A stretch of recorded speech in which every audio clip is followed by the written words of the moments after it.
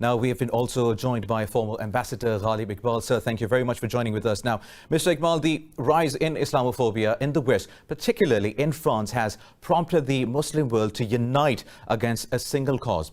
How can they give a comprehensive response to curb this hatred? I think before we even talk about a response, we need to understand what is the mindset of a number of European countries, especially France. So that's an islander mentality. They think that whatever they do, whatever rules they have, whatever traditions they have, these are the things which are the ultimate in this world. So we need to give them some benefit of doubt when we talk about sending up a collective response to them.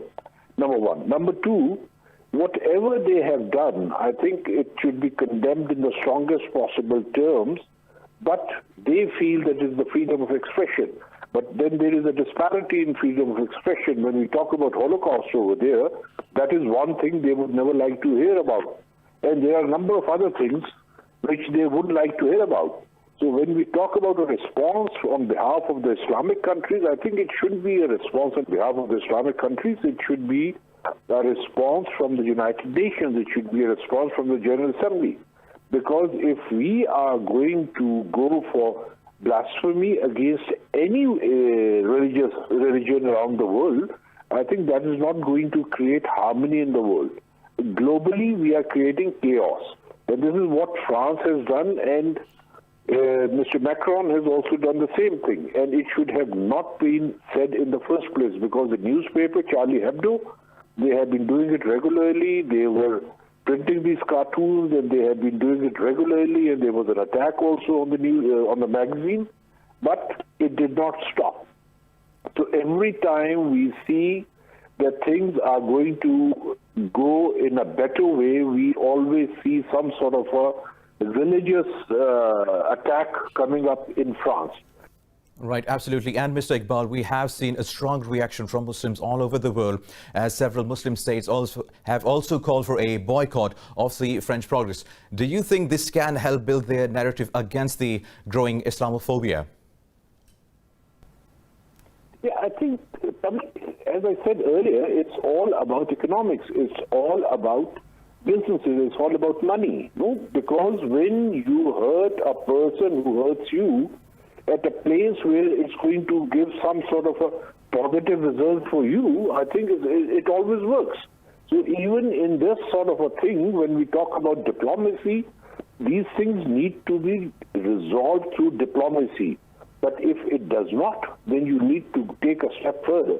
And that is that you need to boycott all the French goods and French products, so that the generation of employment in France gets a hit. Once it gets a hit, only then the people are going to understand what have they done. And once the pressure develops from within the boundaries of France, only then these things are going to change. Because if we keep on issuing letters, if we keep on issuing statements, that is not going to help in this cause at all. Because the more we feel hurt, the more this thing is going to go on from their side. So it's not about dividing the Muslims and non-Muslims. It is about joining hands with the silent majority of both sides of the fence. I firmly believe that when we are going to take that step, and that step would be in the right direction, only then things would work. But before that, you need to, of course, give a jolt by boycotting the products of France, and it's going to hurt them. And once it hurts, then automatically it works down and trickles down to the lowest level, and then the pressure develops among the domestic population. And that is when you see the positive results coming out. And lastly, Mr. Iqbal, this is very important. There are fears that a discriminatory policies against Muslims can give rise to radicalization and increase the gap between people of different beliefs. Shed some light on this, please. You see, like when I was posted there, at that time, these youngsters started going to Syria. And we were watching that, and we even discussed it with the French. We told them that don't look the other side, because these people, when they come back, your country is going to face some upheaval, and that is going to be bad for France. They didn't listen to us in the beginning, but ultimately they understood what we meant, because we had faced a similar situation once the Soviet Union withdrew from Afghanistan, and we had those problems. So we could see that there was a problem coming up for France also. And thereafter they started going for the intelligence sharing, and then we started discussing, and at different levels we had a number of dialogues, and we tried to convey it to them. But these people, when they come back, what they saw in France is that they were treated like outcast people.